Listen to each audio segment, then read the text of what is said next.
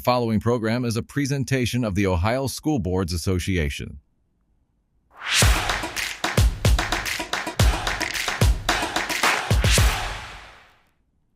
Hi, welcome to Learning the Legislature. We are really excited to bring you this new program to provide you with legislative information in a new and accessible way in bite-sized little pieces. I'm Jennifer Hogue, and I'm the Director of Legislative Services at OSBA. And joining me today are Nicole and Milena, and I'll let the two of you introduce yourselves. Hi, I'm Nicole Piscatani, Deputy Director of Legislative Services. And I'm Milena Burney. I'm a Legislative Services Consultant at OSBA. We're so excited to have this new way to engage with our members. Great. Nicole, let's start with you. What can viewers expect from Learning the Legislature? So this will be a new way that we can reach out to you to provide updated information in 15 to 20-minute chunks on what's going on at the Statehouse, what bills are moving, what are we hearing, just, a way to further engage our members. Great. And Milena, what else beyond those updates can we expect to see? I'm personally really hopeful that we'll be able to bring on legislators and other policymakers to do interviews so our members can hear from them directly. That's great. And we also want to be responsive to our viewers. So if you have ideas, to help shape the content, how can folks get that to us? So this is a department that loves feedback. We do better when we hear from our members. And so if there are topics or bills or other issues that you want us to touch upon, please reach out and let us know so that we can make these informative to you. Great. Let's shift gears a little bit. Let's talk about the legislative calendar. Nicole, what should we expect for the rest of 2026? Can you walk us through that? Yeah. So they're on break right now, which means that they are not at the Statehouse. They are not having committee meetings. They're not having sessions. So bills are not moving. They won't be back until after the May primary. But then they will be back for a short period of time from May to June, where, we're not quite sure just knowing how active they're going to be. I think the May primary will drive that. But then they'll go away for a very long time. And what can we expect after June, Milena? After June, as Nicole said, they'll go on another recess. Many of them will be campaigning before the November election cycle, and they won't return in regular sessions until after that general election. And at that time, they'll be in the lame duck session. And so for folks who aren't familiar with lame duck, what does that look like? What should they expect? Well, you can't expect anything during lame duck. You never know what's going to happen. Bills that hadn't had any hearings for 18 months can all of a sudden start getting traction. Bills can be put into other bills. And honestly, it's going to depend on what happens in the November election. If there's a change in any sort of leadership, we could see bills move or not move. And so lame duck is always crazy. We always get gray hair during that time, yes. Sleepless nights. The one I remember most is when I worked my 23-hour and 15-minute day during lame duck, and I hope to never have to do that again. I hope so, too. I always tell folks to expect the unexpected in unexpected places. Yes. That kind of sums up lame duck. You just never know what day-to-day is going to happen. And Milena, are there any specific actions that we should be watching out for during that time? Well, in addition to all the bills getting compiled into one another that Nicole said, the governor issued a record number of line item vetoes in last year's state budget, and the General Assembly has until the December 31st of this year to attempt to override those. So that'll be the prime time for those attempts.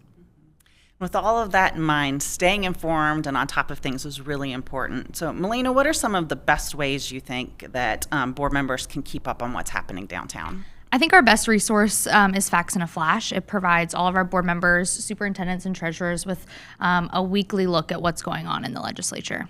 I agree. And Nicole, beyond that update and Facts in a Flash, what are some other ways that we can support members? Well, we're your resource. So Jennifer, Milena, and myself, we are here to answer any questions you may have on any bills, ones that are not moving, ones that are moving, ones that have recently passed.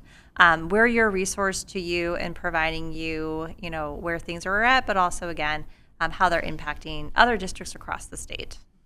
We talked about how the General Assembly is on a break right now and how they're going to take another larger break over the summer and early fall. So let's talk about what board members should do during those break times. Nicole, what's one of the most important things that board members can do during those breaks? Invite them into your school buildings. This is the perfect time. They are out, they're campaigning, they want to meet, they want to be seen in the community. So invite them out, take the picture. They want to be able to put that onto their social media that they have visited your schools. But that's also an opportunity for you to show all of the great work that your schools are doing and to have that conversation with them about how recently passed legislation has impacted that district. I agree. And it's also a great time to bring out candidates who maybe aren't sitting legislators as well and start to build those relationships. Melina, why are those visits so crucial and important? Well, like Nicole said, it helps them see the real world impacts. It localizes legislation that they may be talking about at the Statehouse from an Ohio-wide, statewide perspective. Nicole, we often talk about hosting events. What type of things should members consider when they host those? One idea is a candidate night. A lot of the times you'll see these pop up in other areas where they have townships or commissioners. Well, as a school community, you can do that as well with those who are running for the legislature, because a lot of the bills that are discussed, I mean, we're tracking over 260 bills this General Assembly. So education is always an important topic, and by having a candidate night, you can hear directly from sitting and current legislators about the decisions they made into those, but also for those who want to run for those spots, how they would have done something different or other ideas that they had. So it's a great way to bring the community and the candidates together. And we have tools to help with those candidate nights, don't we, Melina? Yeah, on our website, we have a hosting a candidates night toolkit that you can download and walk through how to plan and host a successful event at your school. Great. Beyond those events and those visits, what else should districts be doing to stay engaged? Well, not only reaching out and forming those connections with legislators, often that is the first call a legislator will make when there's a bill that impacts education. But it's also important to make sure that you are letting OSBA and your community know about all the great work that you're doing in your schools. I mentioned that when you bring a legislator in, it's a great time to talk about it. But your community also needs to know what is going on in your districts and what great programs you're offering. That really helps build that conversation, especially when there are important topics being discussed within your community. So being at the forefront and getting ahead and talking about that, really kind of brings the community together. I agree. We're currently making the circuit for the spring conferences in each of our regions, and I know I sit at those and I see the amazing programs and the schools and the students in those buildings, and I think, wow, I wish everyone could see that. So it is really important to share all of those great programs and the work that students are doing across the state. And finally, Melina, if someone is just trying to get in touch with their legislator and trying to get them to visit, do you have any specific tips or input to help make that happen? Sure. There's a couple of simple things you can do that can make a really big difference. So for starters, when reaching out and calling their office, make the invitation personal. Identify yourself as another elected official and leader in their community and what school district that you're tied to.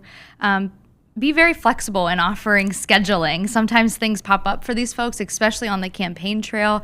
Even though they're on break, they still have busy schedules, so being welcoming and accommodating always gets you farther with honey, as they say. Be clear about what they'll experience and give them a preview of those student programs. Get them engaged and hooked before they even get there.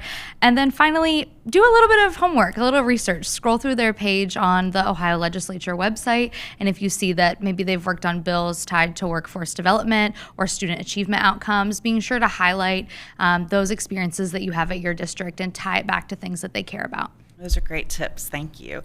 As we wrap up our first episode, Nicole, what do you hope viewers take away from today?